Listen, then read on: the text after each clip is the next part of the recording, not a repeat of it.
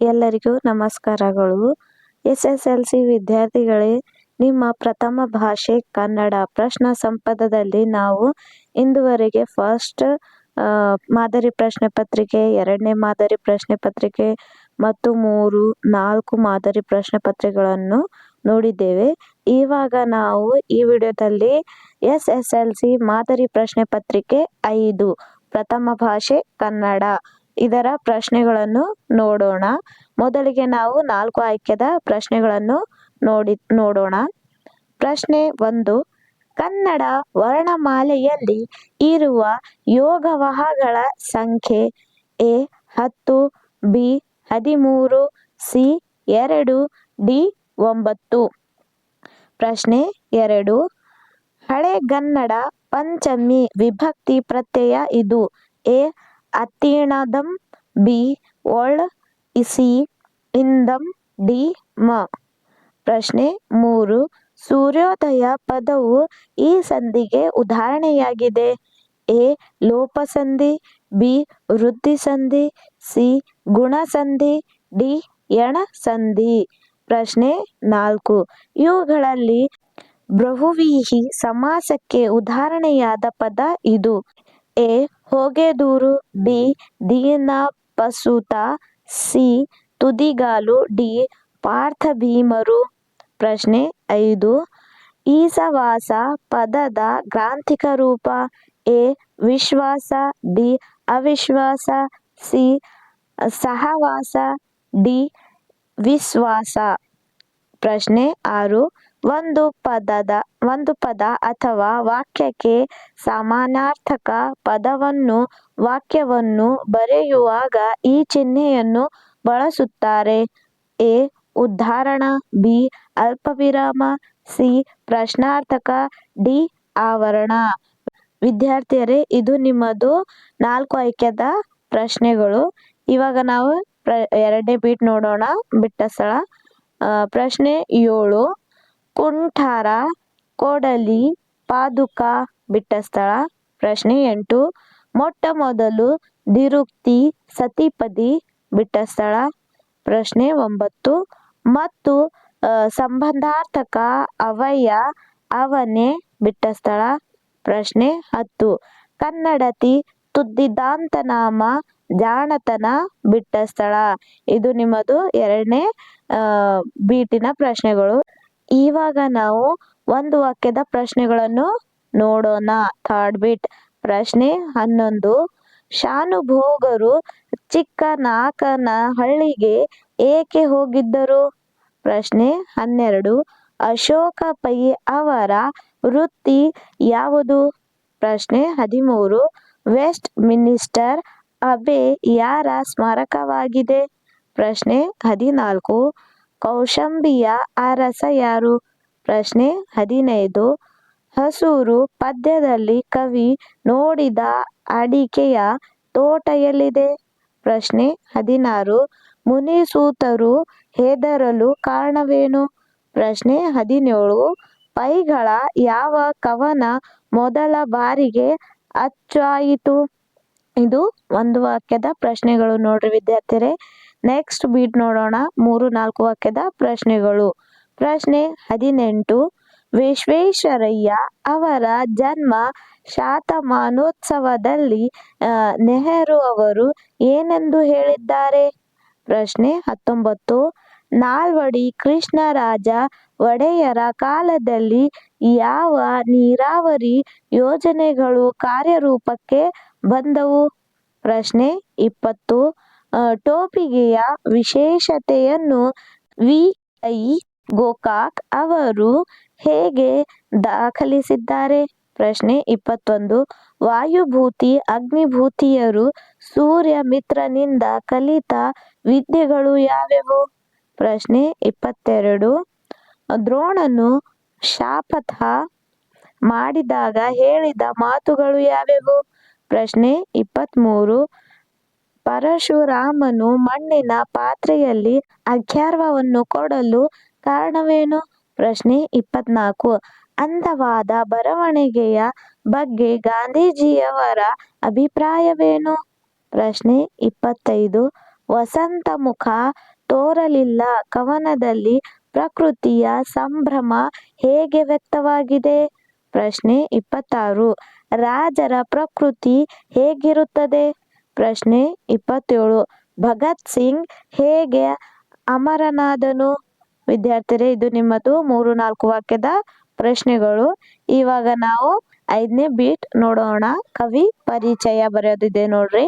ಪ್ರಶ್ನೆ 28. ದೇವನೂರು ಮಹಾದೇವ. ಪ್ರಶ್ನೆ 29. ಕುಮಾರ ವ್ಯಾಸ. ಇಬ್ಬರ ಬಗ್ಗೆ ಕವಿಯ ಪರಿಚಯ ಬರೆಯಬೇಕು.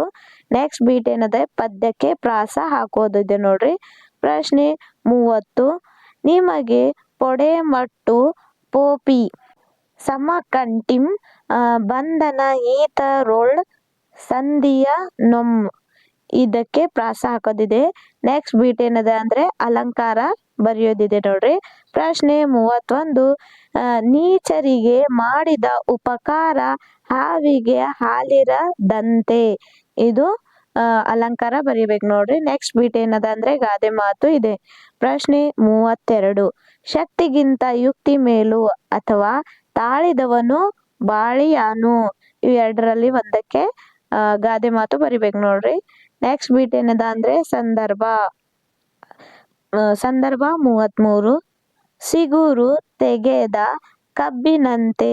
ಸಂದರ್ಭ 34. ಮುಡಿಯ ಬೇಕಾದರೆ ಮಡಿಯೇ ಮಾಡಿಯುತ್ತೇನೆ. ಸಂದರ್ಭ 35. ನನ್ನ ಮಗನ ಕಣ್ಣುಗಳಂತೆಯೇ ಇವೆಯಲ್ಲ. ಸಂದರ್ಭ 36. ನಾಡಿನ ಕನಸುನು ಬಿತ್ತೋಣ. ಸಂದರ್ಭ 37. ಗಿಳಿಯದೆ ಬಣ್ಣದ ನೋಟ. ಸಂದರ್ಭ 38. ಜಾನಕಿಯ ಮಗನಿದ್ದಕ್ಕೆ ಬೆದರುವನು. ಇದು ನಿಮ್ಮ ಸಂದರ್ಭದ ಪ್ರಶ್ನೆಗಳು. ನೆಕ್ಸ್ಟ್ ಬೀಟ್ ಪದ್ಯ ಭಾಗವನ್ನು ಪೂರ್ಣಗೊಳಿಸಿರಿ. ಪ್ರಶ್ನೆ 39. ನೀಲಮೋಘ ಮಂಡಲ ಬಿಟ್ಟ ಸ್ಥಳ ಹಕ್ಕಿ ಹಾರುತ್ತಿದೆ ನೋಡಿದಿರಾ? ಅಥವಾ ಯುಗ ಯುಗಗಳ ಬಿಟ್ಟ ಸ್ಥಳ ಹಕ್ಕಿ ಹಾರುತ್ತಿದೆ ನೋಡಿದ್ದೀರಾ? ಈ ಎರಡು ಪದ್ಯದಲ್ಲಿ ಒಂದಕ್ಕೆ ಮಾತ್ರ ನೀವು ಉತ್ತರಿಸಬೇಕು. ನೆಕ್ಸ್ಟ್ ಬೀಟ್ ಏನಿದೆ ನೋಡ್ರಿ, ಪದ್ಯದ ಸಾರಾಂಶವನ್ನು ಬರೆಯೋದಿದೆ ನೋಡ್ರಿ. ಪ್ರಶ್ನೆ 40. ಕಾದರಿನಜ್ಜ ಪಾಂಡವ ರಾದರ್ ಮಣಿದಿನೊಂದೇ ಸಮರದೊಳಮ್ಮೆ ನಾದೇನಂದ ಛೇದಂ ಪಾಂಡವ ಗರ್ದುದು ಮೇಣಯುಕ್ತ ಕೌರವಂಗವನ್ನಿಂತಳಂ. ಇನ್ ಪದ್ಯಕ್ಕೆ ಸಾರಾಂಶ ಬರೆಯಬೇಕು ನೋಡ್ರಿ. ನೆಕ್ಸ್ಟ್ ಬೀಟ್ ಏನಿದೆ ಅಂದ್ರೆ 8-10 ವಾಕ್ಯದ ಪ್ರಶ್ನೆಗಳು. ಪ್ರಶ್ನೆ 41. ಶಬರಿಯ ಚಿಂತೆ ಹೇಗೆ ಹೋದ ಸಂದರ್ಭದ ಸ್ವಾರಸ್ಯವನ್ನು ವಿವರಿಸಿರಿ. ಅಥವಾ ನಂಬಿ ಕೊಟ್ಟವರೆಲ್ಲ ಎಂಬ ಮಾತು ಶಬರಿ ಪಾಲಿಗೆ ಹೇಗೆ ನಿಜವಾಗಿದೆ. ಪ್ರಶ್ನೆ 42. ಹಲಗಲಿಯ ಗಂದೆಗೆಗೆ ಕಾರಣವೇನು? ಸರ್ಕಾರ ಅದನ್ನು ಹೇಗೆ ನಿಯಂತ್ರಿಸಿತು? ಅಥವಾ ಹಲಗಲಿಯ ದಂಗೆಯ ಪರಿಣಾಮಗಳನ್ನು ವಿವರಿಸಿರಿ. ನೋಡ್ರಿ ವಿದ್ಯಾರ್ಥಿಯರೇ, 4 ಪ್ರಶ್ನೆದಲ್ಲಿ ನಿಮಗೆ 2ಕ್ಕೆ ಮಾತ್ರ ಉತ್ತರವನ್ನು ಬರೆಯಬೇಕು. ನೆಕ್ಸ್ಟ್ ಬೀಟ್ ಏನದ ಅಂದ್ರೆ ಪ್ಯಾಸೇಜ್ ರೈಟಿಂಗ್. ಪ್ಯಾಸೇಜ್ ಕೊಡ್ತಾರ, ಅದಕ್ಕನ್ನು ಓದಿ ಉತ್ತರಿಸಬೇಕು. ಪ್ರಶ್ನೆ 43.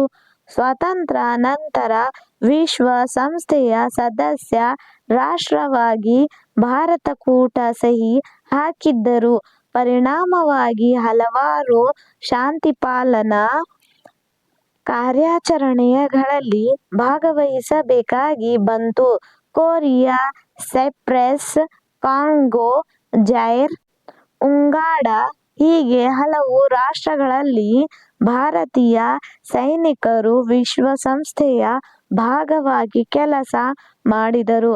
1961ರ ಡಿಸೆಂಬರ್ ಕಾಂಗೋ ಕಾರ್ಯಾಚರಣೆಯಲ್ಲಿ ಗೋರ್ಖಾ ರೈಫಲ್ಸ್ನ ಕ್ಯಾಪ್ಟನ್ ಗುರುಬಚ್ಚನ್ ಸಿಂಗ್ ಸಲಾರಿಯಾ ಕಂಡಾಗದ ಎಲಿಜಬೆತ್ ವಿಲೆಯಲ್ಲಿ ಕೇವಲ ಬಯೋನೆಟ್, ಕಿಕ್ರಿ ಮತ್ತು ಗ್ರೆನೇಡ್ ಗ್ರೆನೇಡ್ಗಳನ್ನು ಬಳಸಿ 40 ವೈರಿ ಸೈನಿಕರನ್ನು ಹಾಗೂ ಅವರ 2 ವಾಹನಗಳನ್ನು ನಾಶ ಮಾಡಿ ವಿಶ್ವಸಂಸ್ಥೆಯ ಕಚೇರಿಗೆ ಬಂದಿದ್ದ ಅಪಾಯವನ್ನು ತಮ್ಮ ಪ್ರಾಣಾರ್ಪಣೆ ಮಾಡಿ ತಡೆದರು. ಈ ಮೂಲಕ ಭಾರತೀಯ ಯೋಧರ ಕರ್ತವ್ಯ ನಿಷ್ಠೆಯನ್ನು ಜಗತ್ತಿಗೆ ಸಾರಿ ವಿದೇಶಿ ನೆಲದಲ್ಲಿ ಮರಣೋತ್ತರ ಪರಮ ವೀರ ಚಕ್ರ ಪ್ರಶಸ್ತಿ ಗಳಿಸಿದ ಮೊದಲಿಗರಾದರು. ನೋಡ್ರಿ, ಇದು ನಿಮ್ಮದು ಪ್ಯಾಸೇಜ್ ಇದೆ. ಇವಾಗ ನಾವು ಇದರ ಪ್ರಶ್ನೆಗಳನ್ನು ನೋಡೋಣ. ಪ್ರಶ್ನೆ ಆ, ವಿಶ್ವ ಸಂಸ್ಥೆಯ ಭಾಗವಾಗಿ ಭಾರತೀಯ ಸೇನೆ ಕಾರ್ಯನಿರ್ವಹಿಸಿದ ರಾಷ್ಟ್ರಗಳು ಯಾವ್ಯಾವು? ಪ್ರಶ್ನೆ ಆ, ವಿಶ್ವಸಂಸ್ಥೆ ಕಚೇರಿಗೆ ಬಂದಿದ್ದ ಅಪಾಯವನ್ನು ಕ್ಯಾಪ್ಟನ್ ಗುರುಬಚ್ಚನ್ ಸಿಂಗ್ ಹೇಗೆ ತಡೆದರು? ಇದು 2 ಪ್ರಶ್ನೆಗಳಿವೆ ನೋಡ್ರಿ.